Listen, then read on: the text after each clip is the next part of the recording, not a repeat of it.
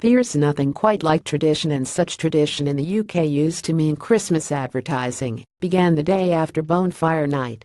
Every year, that date has come forward to the extent that Christmas planning now seems to start as soon as the kids go back to school. For retailers, however, be that online, mobile, or the increasingly quaint bricks and mortar stores, the build-up to Christmas is not the gospel it once was.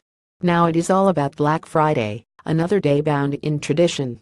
It is always the Friday after the U.S. festival of Thanksgiving. Black Friday this year is on November 24th, 2 months away, but already online retailers are planning to ensure their web systems are strong enough to handle peak demand. Any delay or website down can wipe out millions of pounds on what is the busiest day of the year for online retailers. Even 15 minutes of downtime is a disaster.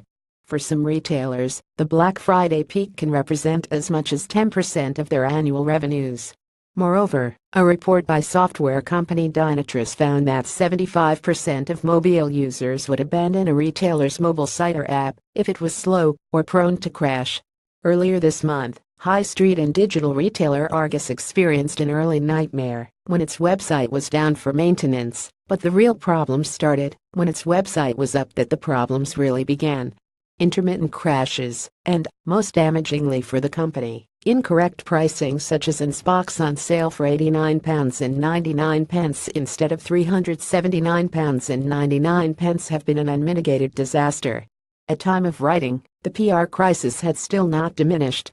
Argos' arrogance in blaming the technology, Alert's social media, and a mother's persistence in getting a console present for her son at £89.99 still persist. No doubt, Argos is working day and night to ensure Black Friday pass is successful, and they may have had a lucky escape with a disaster happening at the right time. But how are such catastrophes averted? Increasingly, the answer is to be found in preparing for disaster and moving away from so-called traditional monolithic architectures, web systems that were designed for yesterday, when the cloud hadn't condensed. The problem in such monolith models is that, if one thing fails, all of it fails. Retailers are now thinking, instead of server-first, better to employ systems that are cloud-first and offer a deck of microservices. Microservice architecture is an approach to software design that breaks down large projects into a set of manageable, independent, and less-coupled services. It is by nature flexible and withholds spikes and surges. Such models are already employed, not just by retailers, but behemoths such as Amazon, Netflix, and Uber, all of which experience daily peaks, troughs, and surges, not just on a Friday in November.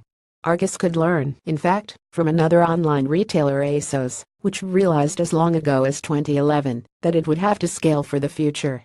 The company believed that the software stack that it is used to grow would have to come from a different model. It knew that customer experience was based on how it performed for e-commerce. In 2011, that attitude was almost revolutionary, and not every retailer was thinking that way. Instead, ASOS chose to deploy in the cloud on Microsoft Azure, the epitome of hyperscale transactional systems, and worked with London-based Amito, a tech consultancy that rebuilds old-fashioned infrastructures in the cloud. The technical restraints that traditional off-the-shelf e-commerce products place on retailers impacts their ability to provide a customer experience at global scale. It's complete vendor lock-in. Once you have spent £10 million, you are not going to write it off. You have to keep spending because you have to make it work, said Alan Walsh, CEO Amito. 6 years on, ASOS were probably right. Now, its platform supports more than 30 distinct transaction sets, including identification, product, bag, checkout, and payments. Where the company previously felt locked-in by a stack of products from one supplier, it was now liberated. The ASOS site is also ready for Arkansas and conversational commerce, something that seems as forward-planning as the company was in 2011. Christmas may come but once a year, but it is the 24-hour period where retailers must make, not break. So they must look forwards, not backwards, and towards the cloud, not the server. Time will tell. May the 24th of November be with you.